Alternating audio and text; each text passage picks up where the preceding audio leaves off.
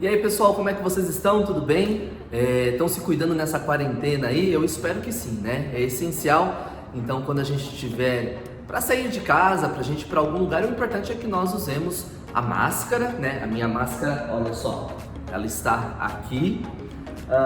Também é fundamental que nós lavemos com frequência as nossas mãos, evitemos, né, tocar o nosso rosto, a boca, o nariz e os olhos com as mãos sujas. Tudo isso é para ajudar a evitar, né, a contaminação por esse novo vírus, o Covid, mas também não só para isso, mas também para a gente poder se prevenir contra gripes, resfriados e enfim.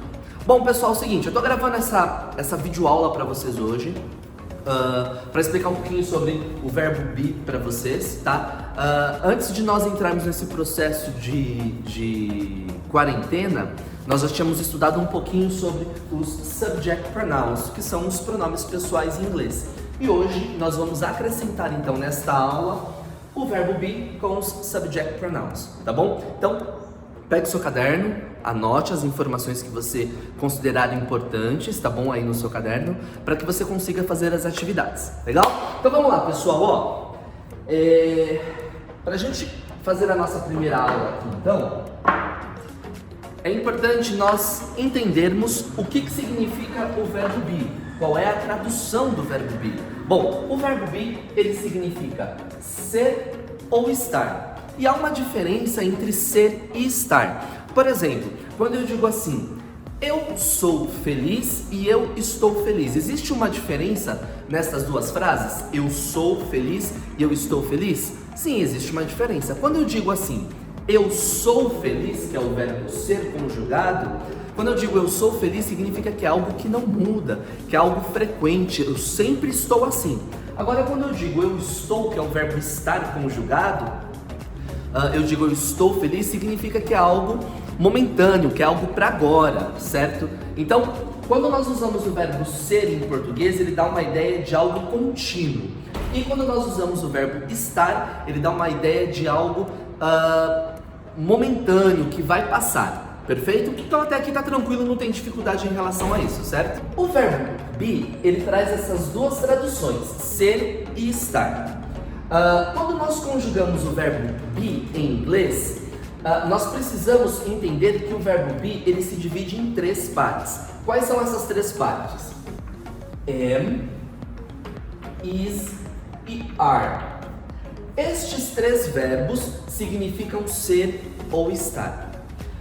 Como eu uso estes três verbos junto com os subject pronouns, junto com os pronomes pessoais? É muito simples. Nós sempre vamos fazer assim.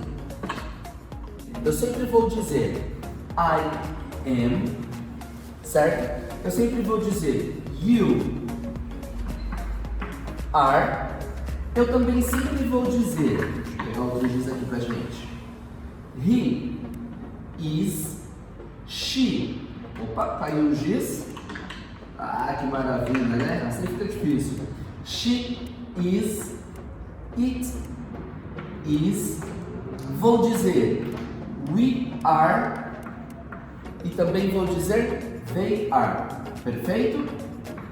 Então, eu conjugo, eu combino o verbo be, am, is e are desta maneira que está aqui na lousa agora, certo? Então eu sempre digo I am, que em português significa eu sou, ok? Ou eu estou. You are significa você é ou você está, perfeito? His significa ele é ou ele está. Beleza, é fácil, não tem segredo. She's, ela é ou ela está. Não tem segredo, né? It is. Lembrando o seguinte, a palavra it, o pronome pessoal it, significa ele ou ela. Aí de repente você pode perguntar, né?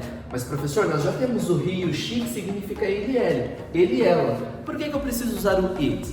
Porque funciona da seguinte maneira: eu sempre uso he e she para pessoas e o it para aquilo que não é pessoa, tá? Então, it também significa ele ou ela, e a tradução é a mesma. Ele é, ele está, ela é ou ela está. Perfeito? We are significa nós somos, ok? Ou nós estamos. E por último, que está ali embaixo, é o they are. Significa eles são, perfeito? Ou eles estão. Também pode ser traduzido o they are como elas são ou elas estão. Até aqui tranquilo, não é? Bom, então agora vamos dar alguns exemplos para vocês usando o pronome pessoal mais o verbo be em algumas frases, tá bom? A primeira frase que a gente pode escrever aqui é essa daqui, ó. I am, certo? Happy, ou seja, eu estou feliz. Lembrando que eu consigo abreviar essas duas palavras, ou seja, eu consigo juntar essas duas palavras em uma só. Ela fica assim, ó.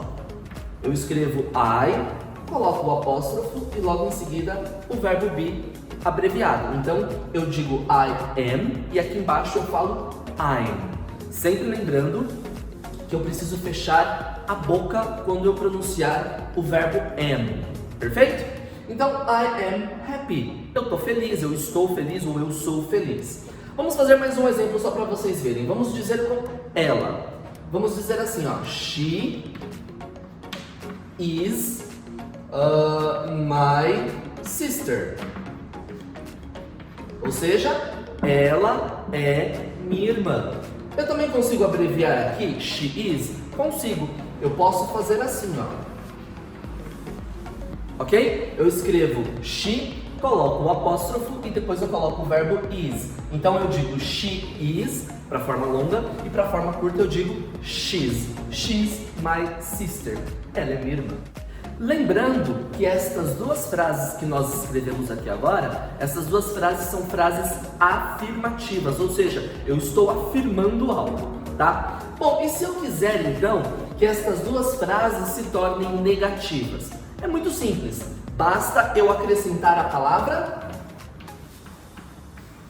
not nas minhas frases. Bom, mas professor, onde eu devo colocar a palavra not dentro das minhas frases? É muito simples. Eu sempre vou acrescentar a palavra not depois do verbo am, are ou is. Então, por exemplo, I am happy. Eu estou feliz na forma afirmativa.